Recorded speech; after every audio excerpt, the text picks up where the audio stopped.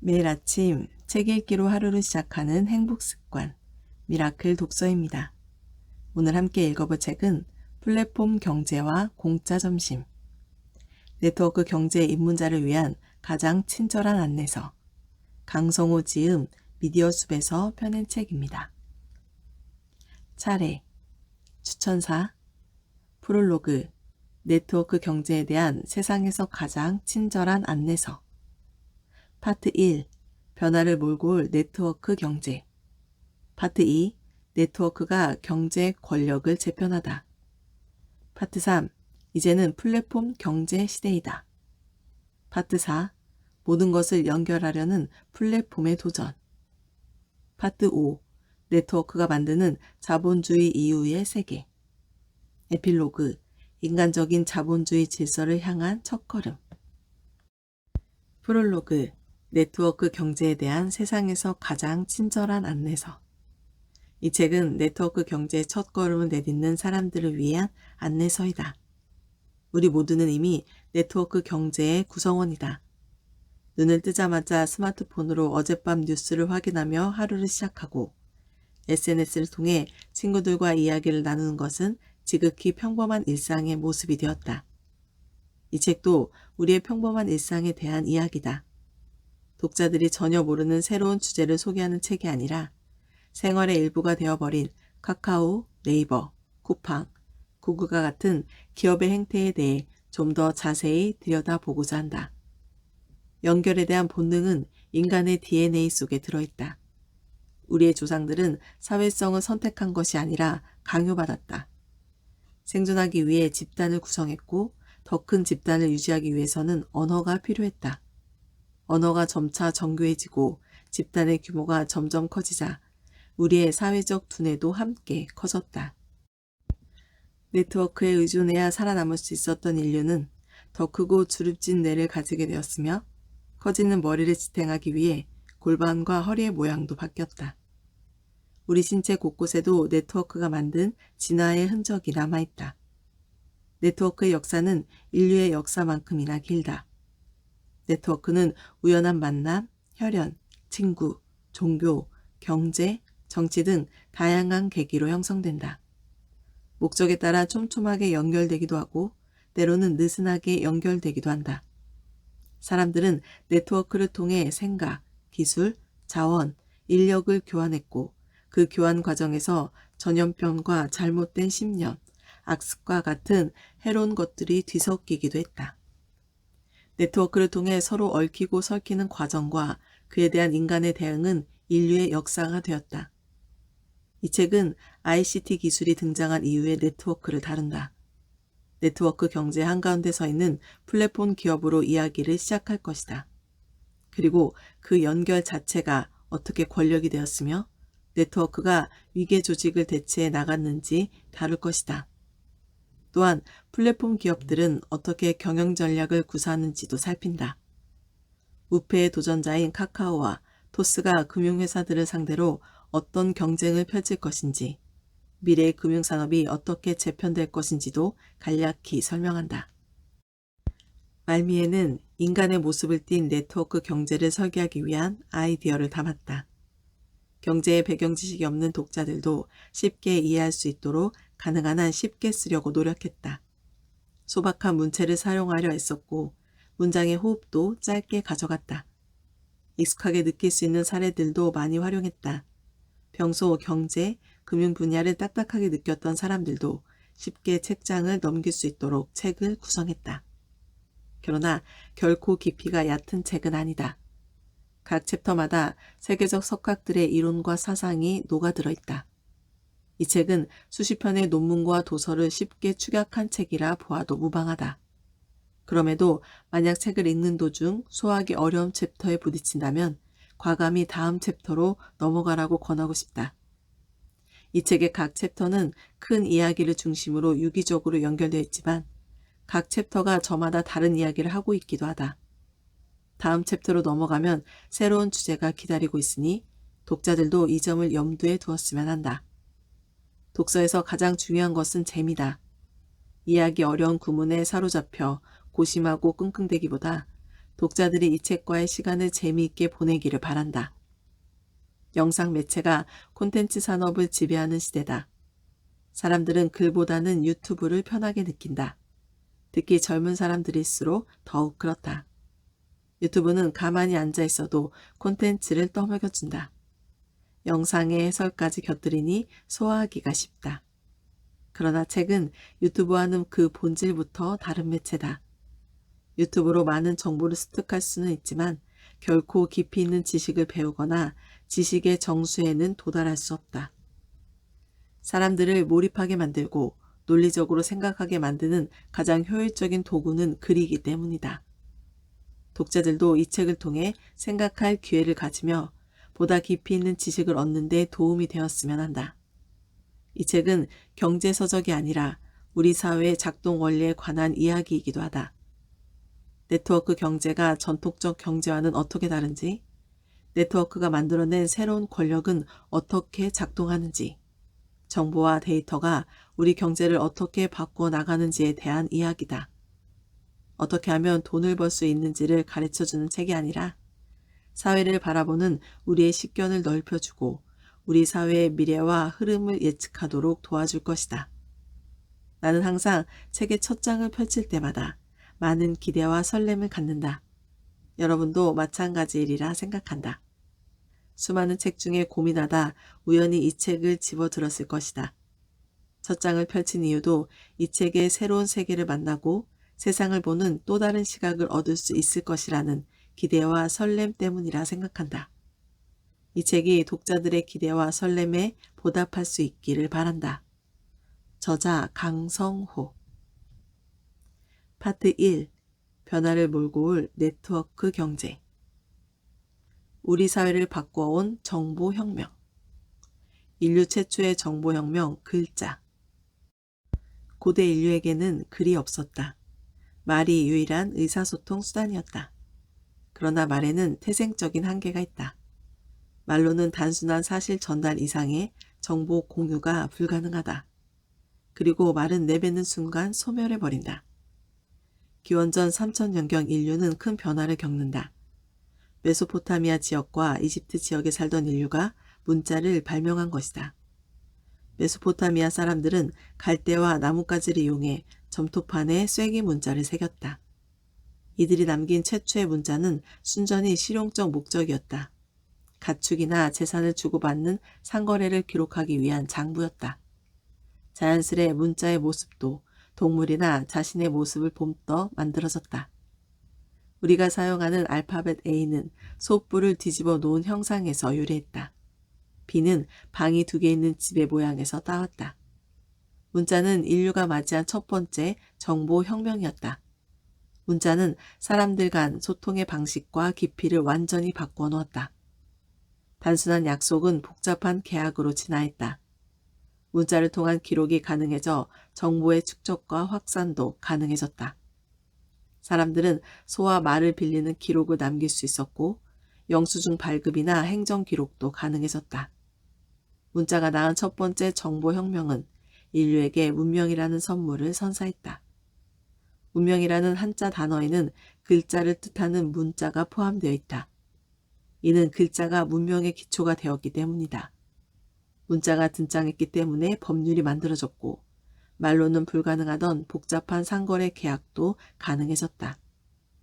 문자가 있었기에 대규모 단체 생활이 가능해졌고 거대한 도시도 만들어졌다. 문자를 토대로 건축술과 과학도 발전했다.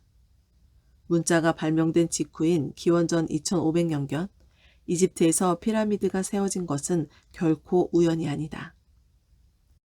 중세 사회를 붕괴시킨 두 번째 정보혁명. 두 번째 정보혁명은 15세기 유럽에서 일어났다. 오늘날 독일에 해당하는 신성 로마 제국의 요하네스 구텐베르크는 1450년 세계 최초로 대량 활판 인쇄술을 발명했다. 상형 문자를 사용하던 중국 문화권과 달리 알파벳을 사용하는 유럽은 대량 인쇄술이 발달하기 유리한 환경이었다. 구텐베르크는 균일한 압력으로 인쇄하기 위해 포도주나 올리브유를 짜던 착즙기로 종이를 눌러 인쇄했다. 오늘날에도 언론을 프레스라고 부르는데 이는 구텐베르크의 인쇄기에서 유래했다. 무엇이든 복제할 수 있는 기계가 있다면 가장 먼저 하고 싶은 일은 무엇일까? 아마도 가장 값비싼 물건을 대량 복제하는 일일 것이다. 구텐베르크도 마찬가지였다. 당시 필사로만 제작되었던 성경은 매우 값비싼 물건이었다. 성경 한 세트의 값은 집 10채 값과 맞먹었다. 구텐베르크는 1452년부터 3년에 걸쳐 성경을 인쇄하기 시작했고 이때 출판된 성경이 구텐베르크 성경이다. 그러나 불행히도 구텐베르크는 성경으로 떼돈을 벌지는 못했다. 그는 인쇄기를 발명하기 위해 많은 돈을 빌렸는데 인쇄기를 발명한 후에도 이 대출금을 갚지 못해 파산하고 만다. 비록 구텐베르크는 파산했지만 인쇄술이 촉발한 두 번째 정보혁명은 우리 인류 사회를 송두리째 바꿔놓았다.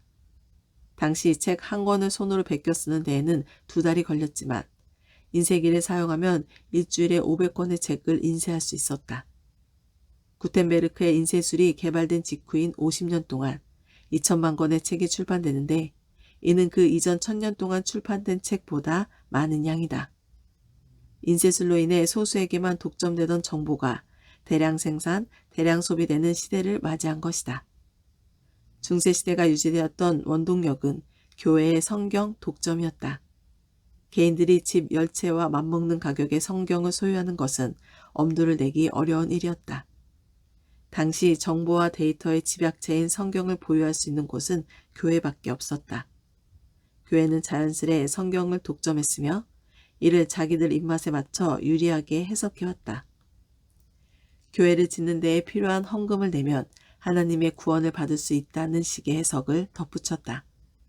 그런데 인쇄술은 교회가 정보를 독점하는 구조를 완전히 깨뜨려 버린 것이다. 성경이 대중화되자 교회의 성경 해석에 의문을 제기하는 사람들이 하나둘 등장했다. 독일의 젊은 수도사였던 루터도 그중 하나였다. 루터는 1517년 95개조 방방문을 작성하여 교회 해석을 반박했으며 이는 중세사회를 무너뜨리는 종교혁명으로 이어졌다. 종교 분야뿐 아니라 과학, 예술, 인문 등 모든 영역에서도 기존의 권위에 대한 도전이 나타났다. 인쇄술이라는 두 번째 정보혁명이 중세사회의 기득권을 완전히 무너뜨린 것이다. 세 번째 정보혁명, 네트워크는 무엇을 무너뜨릴까? 세 번째 정보혁명은 20세기 끝자락에 나타났다. 그 주인공은 바로 네트워크 기술이다. 인터넷으로 대표되는 이 네트워크 기술은 무선 속도로 확장되며 지구 전체를 덮어버렸다. 우리는 눈을 뜨자마자 스마트폰으로 뉴스나 이메일을 확인하고 심지어는 잠을 잘 때도 스마트워치가 나의 맥박을 확인한다. 24시간 내내 네트워크 연결되어 있는 것이다. 네트워크 기술이 등장한 지난 30년 동안 우리의 삶은 획기적으로 바뀌었다.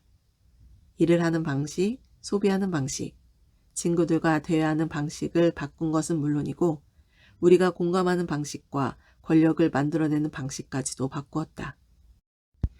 과거에는 투표와 시민운동을 통해 공감하고 의견을 표현했다면 지금은 좋아요를 통해 공감하고 댓글과 트윗을 통해 여론과 권력을 형성한다. 네트워크가 촉발한 변화는 이제 시작에 불과하다. 지금까지의 네트워크 기술은 우리 사회의 낡은 제도들과 뒤엉킨 채로 성장해왔다. 그러나 네트워크가 우리 사회에 미치는 영향력이 점차 커지고 우리 사회가 네트워크를 중심으로 재편된다면 낡은 제도들은 새롭게 정비될 것이다.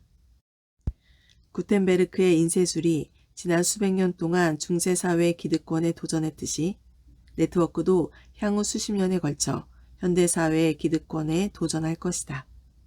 새로운 질서 속에서 권력도 이동할 것이다. 네트워크가 지배하는 경제는 이전과는 완전히 다른 원리로 움직이며 그 변화에 발빠르게 적응한 자들이 새로운 권력 집단으로 부상할 것이다. 네트워크 시대에 등장할 새로운 정치, 경제 권력은 누구일까? 네트워크 경제는 어떤 원리로 작동하는가? 네트워크 경제에 알맞는 새로운 제도와 문화는 무엇일까? 이 책은 위 질문에 대한 대답이며 그 대답으로 네트워크 경제의 가장 한가운데 서 있는 주인공을 소개하고자 한다. 바로 플랫폼 기업이다. 네트워크 경제와 플랫폼 기업. 정보혁명 속에서 탄생한 새로운 공간. 기차나 지하철을 타는 장소를 우리는 플랫폼이라 부른다. 오랫동안 플랫폼은 사람들 간의 만남이 이루어지는 곳이었다. 감수성을 자극하는 플랫폼의 만남이라는 기능 때문에 플랫폼은 많은 문학 작품의 배경이 되었다. 기차역을 배경으로 한 가장 유명한 소설은 톨스토이의 안나 카레니나 이것이다. 이 소설에는 모스크바 기차역이 등장한다. 주인공 안나는 모스크바 기차역에서 알렉세이 브론스키라는 청년을 만나고 사랑에 빠진다. 소설의 결말도 기차역이다. 사랑에 실패한 안나는 기차역에서 생을 마감한다. 플랫폼은 우리나라 영화에서도 자주 등장한다. 조승우, 손예진 주연의 영화 클래식에도 기차역 장면이 있다. 조승우는 월남전 파경을 떠나기 전 손예진과 기차역에서 재회하고 이별한다. 이처럼 플랫폼은 시공간을 넘어 만남이라는 경험을 상징하는 아이콘이다. 오늘날 플랫폼 하면 기차역보다는 인터넷 공간이 먼저 떠오른다. 바로 카카오, 네이버, 쿠팡 같은 기업들인데 이들을 플랫폼 기업이라고 부른다. 이 기업들도 기차역의 플랫폼과 같이 만남이라는 서비스를 제공하기 때문이다. 우리의 하루는 카카오톡으로 시작된다. 아침에 눈을 뜨자마자 카카오톡으로 새로운 메시지가 있는지부터 확인한다. 그리고 네이버로 뉴스를 읽는다. 카카오톡 플랫폼을 통해 친구를 만나고 네이버 플랫폼을 통해 새로운 뉴스를 만난다. 그리고 출근 시간 흔들리는 지하철 안에서는 인스타그램으로 친구들의 일상을 구경하고 유튜브에 올라온 영상들을 시청한다. 이는 플랫폼 기업이 제공하는 콘텐츠와의 만남들이다. 만남을 다른 말로 표현하면 연결이다. 플랫폼은 사용자와 사용자를 연결한다. 카카오톡이나 인스타그램을 통해 친구들과 연결되고 그들과 일상을 공유한다. 플랫폼 기업은 친구 외에도 여러 사람과 우리를 연결하기도 한다. 네이버는 나와 언론사를 연결한다. 쿠팡은 나와 판매자를 연결한다. 에어비앤비는 나와 숙박 제공 업체를 연결한다. 이들은 소비자와의 연결이 아니라 소비자와 판매자 간의 연결이다. 신용카드사도 일종의 플랫폼이다. 소비자를 상점과 연결시키기 때문이다. 결혼중개회사 역시 남자와 여자를 연결하는 플랫폼 기업이다. 이처럼 플랫폼은 전혀 다른 두 시장을 연결하는 도구다. 소비자와 판매자라는 전혀 다른 두 경제 주체를 연결하는 기능 때문에 플랫폼을 양면 시장이라고 일컫는다.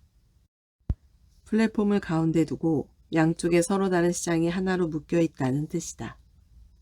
플랫폼은 서로 다른 고객 집단, 즉 양면 시장이 서로 거래할 수 있도록 만들어진 도구다. 양면 시장이 성립하는 이유는 두 경제 주체가 서로를 필요로 하기 때문이다. 양면 시장에서는 한쪽이 없으면 다른 한쪽도 존재할 이유가 없다. 남자는 여자를 원하고 여자는 남자를 원하기 때문에 결혼중개라는 플랫폼이 존재한다. 만약 여자 회원은 넘쳐나는데 남자 회원이 턱없이 부족하다면 그 결혼정보 업체에서는 성혼이라는 목적을 달성하기 어렵다. 쿠팡도 마찬가지다. 구매자가 없는데 판매자가 존재할 이유는 없다. 신용카드 회사도 동일하다. 신용카드 가맹점이 많아야 신용카드 사용자도 많아진다. 만약 신용카드를 사용할 수 있는 가맹점이 부족하면 카드 사용자는 그 신용카드를 발급받을 필요가 없다. 즉, 양쪽의 시장 규모가 적당해야 양쪽의 시장 참여자들은 플랫폼의 혜택을 볼 수 있다. 이처럼 플랫폼을 통해 연결되는 두 시장은 서로 밀접하게 상호작용을 한다. 한쪽 시장의 고객이 충분히 커져야 반대쪽 시장의 고객도 혜택을 볼 수 있다. 시장과 시장이 상호작용을 하며 더 높은 혜택을 보는 구조이다. 이처럼 서로 다른 시장의 고객들이 서로 긍정적인 영향을 주고받는 현상을 교차 네트워크 외부성이라고 일컫는다.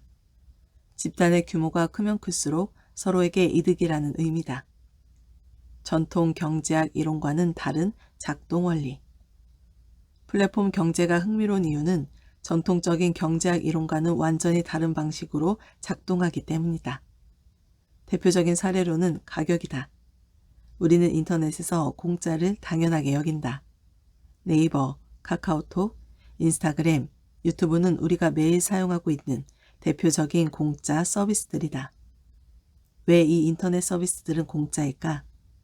우리는 어떻게 카카오톡의 사용료를 내지 않고도 카카오톡을 이용할 수 있을까? 정답은 앞서 말한 양면 시장의 교차, 네트워크 외부성 때문이다. 카카오톡이 공짜로 카카오톡 서비스를 제공하여 많은 사용자를 확보하기만 하면 광고주들은 저절로 몰려들기 때문이다.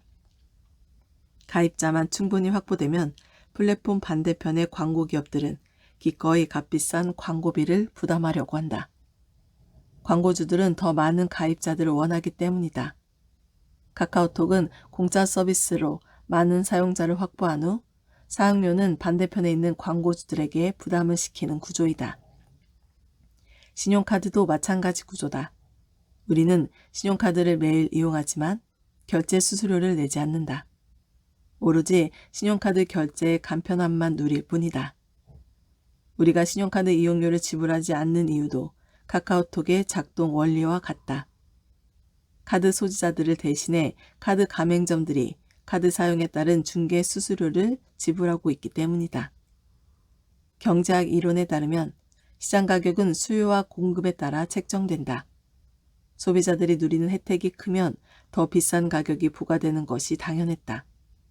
그러나 플랫폼 기업들은 정통적인 수요 공급 원리를 따르지 않는다. 오히려 한쪽의 고객에게 서비스를 무료로 제공하거나 심지어는 마이너스의 가격을 부과하는 방식을 사용하는 것이 일반적이다. 가능한 한 많은 사용자를 끌어모으는 전략이 우선이다. 그리고 이를 바탕으로 다른 쪽의 고객을 끌어모으고 비용을 모조리 부담시킨다. 공짜로 카카오톡 서비스를 이용하는 사용자가 많아지면 자연스레 플랫폼 반대편에는 광고주, 이모티콘 판매자, 기프트콘 판매자들이 모이기 마련이다. 따라서 양면 시장에서는 돈을 내는 쪽과 혜택을 받는 쪽이 다르다. 카카오톡의 사례에서는 광고업체들이 돈을 내는 쪽이고 일반 메신저 서비스 사용자들은 혜택을 받는 쪽이다. 쿠팡의 경우에는 판매자들이 돈을 내는 쪽이고 일반 사용자들은 혜택을 받는 쪽이다. 판매자들이 쿠팡 플랫폼에 입점하기 위해서는 시장 가격보다 낮은 가격으로 상품을 팔아야 하기 때문이다. 판매자들은 상품 가격을 낮게 책정하는 방식으로 일종의 비용을 부담하고 있다. 그 대가로 플랫폼 반대편의 소비자들은 저렴한 비용으로 상품을 구매한다. 결혼 중개 시장에서도 돈을 내는 쪽과 혜택을 받는 쪽이 나뉜다. 결혼 정보업체에 돈을 내는 쪽은 주로 여성 회원이다. 여성 회원에게는 높은 가입비가 부과되는 반면 남성 회원에게는 낮은 가입비가 부과된다. 심지어 일부 남성 회원은 공짜로 가입하기도 한다. 그리고 드물게는 특정 여성 회원과 선이나 소개팅을 하는 조건으로 차비 정도의 비용을 보조받는 남성 회원도 있다. 여성 회원에게는 양의 가격을 부과하고 남성 회원에게는 영 또는 음의 가격을 부과하는 것이다. 공짜 점심이 존재하는 플랫폼 경제. 세상에 공짜 점심은 없다. 이 표현은 미국의 경제학자 밀턴 프리드먼이 즐겨 쓰는 격언이다. 경제기사에 수시로 등장하는 이 표현은 서부 개척시대의 한 술집에서 유래했다. 당시 어느 술집에서는 술을 마시면 점심 식사를 공짜로 제공했다. 그런데 따지고 보면 그 집의 술값은 다른 가게보다 비쌌다. 즉, 공짜 점심을 먹기 위해서는 그만큼 많은 술값을 내야 한다는 뜻이다. 여기에서 파생된 공짜 점심은 없다라는 격언은 어떤 일에는 항상 그만한 대가, 기회의 비용이 따른다는 뜻으로 사용된다. 그러나 네트워크 경제에는 공짜 점심이 있다. 앞서 말한 카카오톡, 결혼정보 회사와 같은 사례다. 양면 시장에서는 비용을 지불하는 쪽과 혜택을 보는 쪽이 다르기 때문에 혜택을 보는 쪽은 거의 비용이 들지 않고 서비스를 이용할 수 있다. 이렇게 혜택을 보는 쪽이 받는 돈을 교차 보조금이라고 한다. 양면시장은 다른 누군가가 나 대신 사용료, 교차 보조금을 내고 있기 때문에 작동하는 것이다. 양면시장에서 보조금을 주는 교차 보조 방식은 크게 3가지 유형으로 나눈다. 첫 번째 유형은 공짜 미끼다.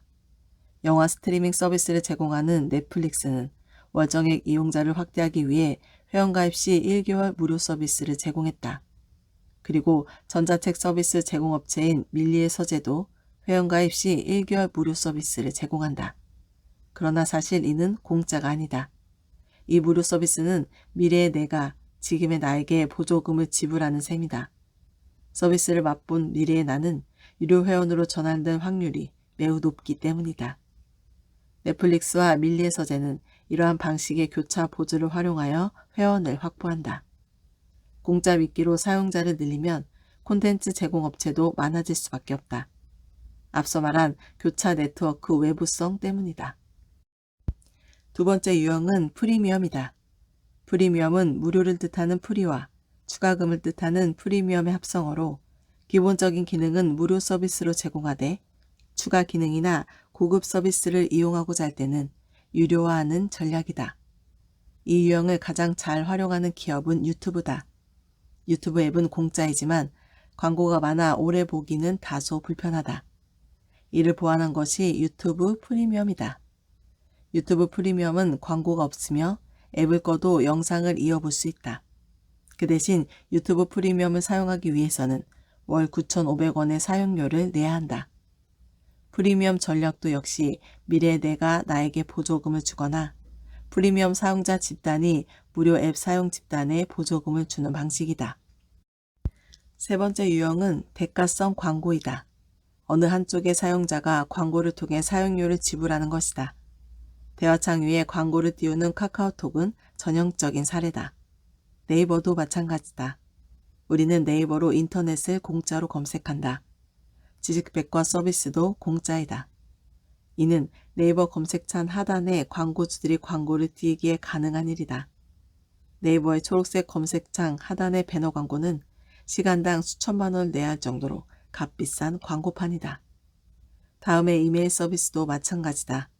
우리가 다음 이메일을 공짜로 사용할 수 있는 이유는 다음 홈페이지의 로그인 창, 하단 광고창 덕분이다. 오늘 미라클 독서는 여기까지 읽도록 하겠습니다. 오늘도 감사합니다.